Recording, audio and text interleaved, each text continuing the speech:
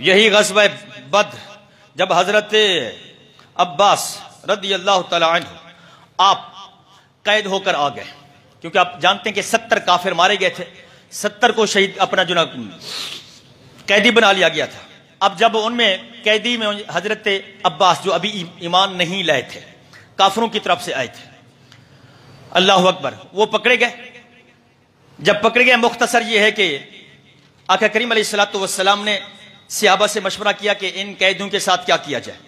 यह हदीस मुस्नद इमाम अहमद बिन हम्बल हदीस अपना सफ़ा नंबर अपना जिल्द 1 है, सफ़ा नंबर 353 है और हदीस नंबर 3310 है।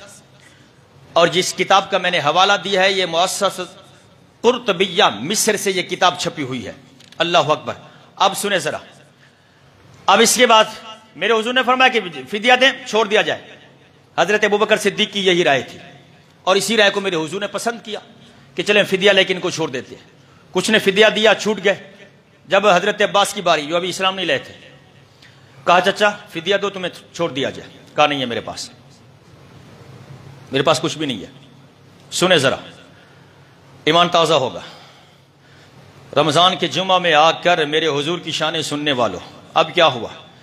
कहने लगे कि फ़इन्नहु लैसा ली मालुन, मेरे पास कोई भी नहीं है, मेरे पास कुछ भी नहीं है, कोई माल नहीं है।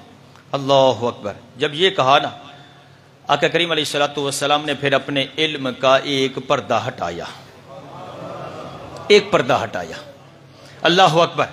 फरमाने लगे, मेरे आका ने इरशाद फरमाया, फ़ाइनल मालुल्लज़ी वदअतुहु बिमक्का हैसु, वो माल किधर है जो मक्के में आपने फुलां जगह रखा था। आप कहते हैं मेरे पास माल नहीं है देने के लिए।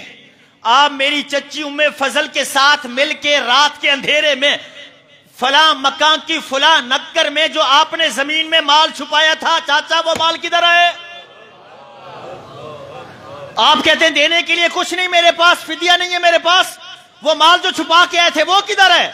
अल्लाह अकबर। जनाब अब्बास कहते हैं जब मैंने ये बात सुनी ना तो सारे पर्दे हट गए, सारे पर्दे हट गए।